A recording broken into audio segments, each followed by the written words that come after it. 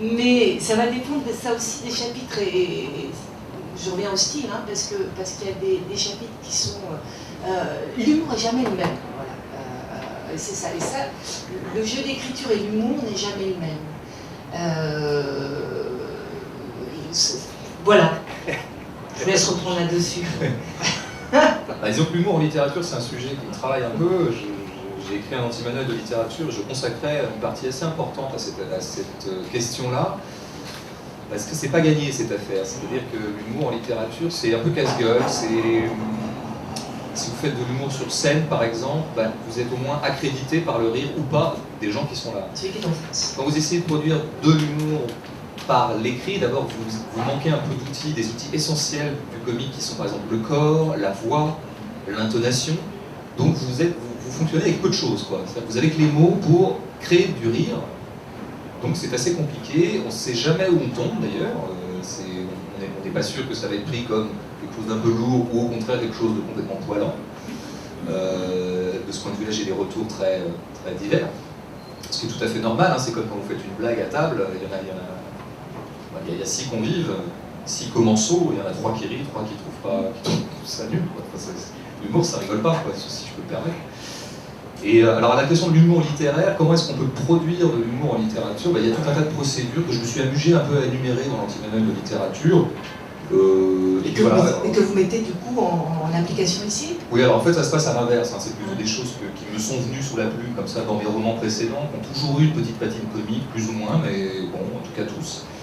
Et je me suis vu faire et je me suis vu accoucher de tout un tas de protocoles comiques assez divers. Bon, il y en a qu'on peut préférer à d'autres, ou alors on peut trouver tout consternant, la liberté absolue du lecteur. Et donc voilà, c'est ce qui m'a, c'est pratiquement et en comment dire, c'est en forgeant qu'on devient forgeron. C'est en voyant apparaître une veine comique sous ma plume que je me suis mis à réfléchir à ces choses-là. Je me dis mais en fait comment ça marche? Qu'est-ce qui est vraiment drôle là dans cette phrase, ou alors où est-ce qu'apparaît le comique? Donc après, c'est vrai qu'on finit par systématiser ce genre de protocole. Ouais. La Plurale des Pâquerettes, le style de Plurale des Pâquerettes, c'est celui-ci par exemple. Elle m'a tendu la main avant de la monter, puis s'est éloignée d'un avenue du Général Leclerc, qui ne s'appelait pas Édouard. Oui, bah ça c'est du rire mais pas, quoi. C'est-à-dire que c'est en fait, disons que c'est une phrase, on pourrait passer des heures à analyser ce truc-là, même si à la base c'est une forme de potacherie. Disons que j'aime bien, quand je suis en train de raconter quelque chose, j'aime bien à un moment faire des digressions complètement incongrues. Et le fait, alors qu'à ce moment-là il arrive à Jules quelque chose d'un petit peu, désastreux, c'est-à-dire qu'il devait dîner avec cette fille, qui devait en échange lui donner le permis de conduire, et puis finalement elle s'en va. Il voulait acheter son permis. Oui, voilà, tout à fait, c'est par corruption pure et dure. Et puis finalement ça foire, quoi. En gros elle s'en va, elle a dîné avec lui, elle est contente, elle s'en va. Et lui, le seul truc qu'il trouve à dire à ce moment-là, c'est qu'elle parle à l'avenue du Général Leclerc, qui s'appelle pas Édouard. Donc c'est plus une espèce de vrille comme ça, qui en soi n'a aucun intérêt, même si après je pourrais en faire des caisses sur... parce que je me suis rendu compte que j'aimais bien aussi mêler si vous voulez, le noble et le non noble. Alors le noble c'est le Général Leclerc, le non noble c'est Édouard Leclerc, commerçant. J'aime assez ce genre de petits trucs. Bon, après c'est vrai que c'est des choses qu'il faut. Ça va aussi avec la vitesse, c'est-à-dire qu'il faut pas... Mais c'est le même travail que vous faites quand vous jouez une littérature travaillée, un travail de virgule, de point, un rythme, et en plein milieu, un mot très contemporain, un mot de la rue, de l'argot. Ouais, ça j'aime beaucoup ça. Enfin, à la fois je l'aime beaucoup, en même temps ça m'est assez naturel, parce qu'en fait je crois que j'ai 2 passions linguistiques fondamentales, c'est le langage extrêmement littéraire et très relevé, et le langage extrêmement trivial. C'est ces 2 passions que j'ai, qui cohabitent en moi depuis très très longtemps. C'est-à-dire que quand j'avais 15 ans, j'adorais Bossuet, en même temps j'adorais les textes de punk rock extrêmement triviaux. Et puis j'aimais bien parler l'un et l'autre indifféremment. Et mélanger les deux. Voilà, et donc mes livres sont à l'image de ces 2 amours-là. Et c'est vrai qu'après, en termes de stratégie littéraire, j'aime bien les cassures en fait, quoi, que le lecteur ne s'endorme pas beaucoup, parce que très vite, on s'installe dans un style et puis ça finit par ronronner. Alors si vous passez votre temps à développer une langue très comme ça, châtiée, il n'y a plus de surprise. Et inversement, si vous... moi j'aime bien Bukowski, mais ce qui m'emmerde un peu chez lui, c'est que c'est toujours un peu écrit trivial, quoi. Et on aimerait bien que d'un seul coup, il y ait une phrase, un alexandrin qui se dépose sur la page de Bukowski. Oui. Dans le décalage. Voilà, ça crée des décalages et des surprises surtout. Moi j'aime bien jouer avec mon lecteur et lui mettre une phrase dans le cerveau auquel il ne pouvait pas s'attendre. On peut parler des deux premières, parce que les deux premières sont, je trouvais, vraiment, elles illustrent bien le décalage qu'il peut y avoir et le fait qu'on ne s'ennuie pas. En tout cas, au niveau du style, on est dans deux nouvelles, deux chapitres, ce sont des nouvelles, donc même si vous les traitez quand même avec, comme les nouvelles, avec une chute, etc. L'une, et ça serait bien, on ne va pas la lire, je ne vais pas vous faire lire votre nouvelle, mais je viens ici, par exemple, au bout de 2 jours et 6 minutes de retard, la monitrice s'est dégantée pour me tendre une main veineuse. 2 jours, 6 minutes.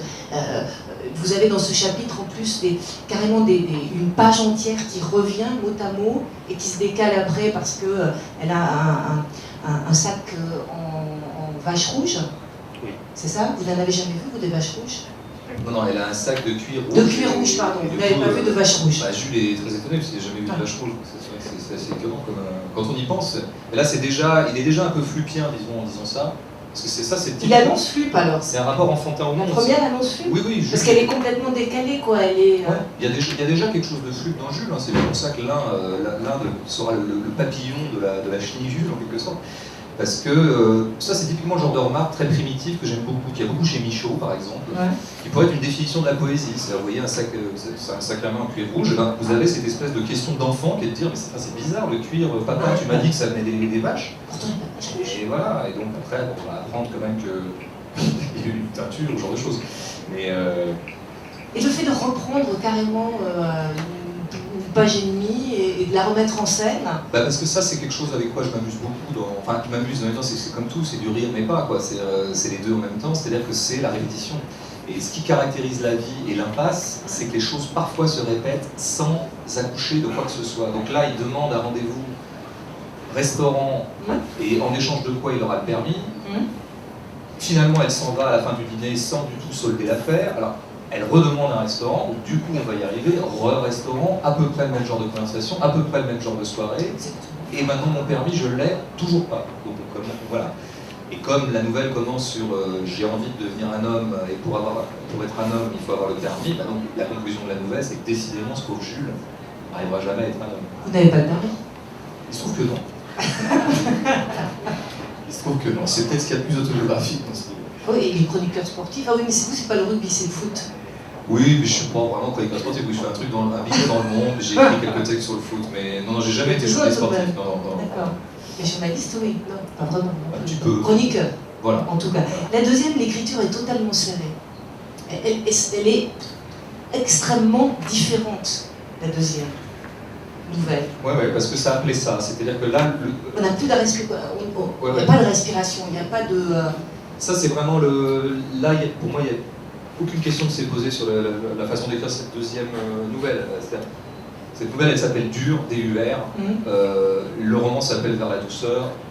Cette nouvelle est une espèce de compilation du désastre, en tout cas de ce qui ne fonctionne pas. Tout ce qui est dur, quoi, le dur de la vie. Et donc, il fallait que le style soit heurté, que des situations succèdent dans une espèce de chaos complètement indifférencié. C'est pour ça qu'il n'y a pas de retour à la ligne, c'est pour ça qu'il n'y a pas on passe d'une fille à l'autre, parce que c'est ça, c'est la circulation sexuelle de Jules complètement chaotique et assez improbable et pour te dire assez glauque. Et donc tout ça doit absolument se lire d'un trait, quoi, comme une espèce, et c'est tout à fait normal qu'on s'y perde, c'est fait pour. On ne reconnaisse pas entre les prénoms féminins, on a l'impression que l'une est interchangeable avec l'autre. Donc là, effectivement, il fallait une espèce de pâté de texte, écrit dans un style plutôt trivial, plutôt cru, parce que ce que ça raconte, oui, encore une fois, c'est le cœur heurté et nerveux de l'existence.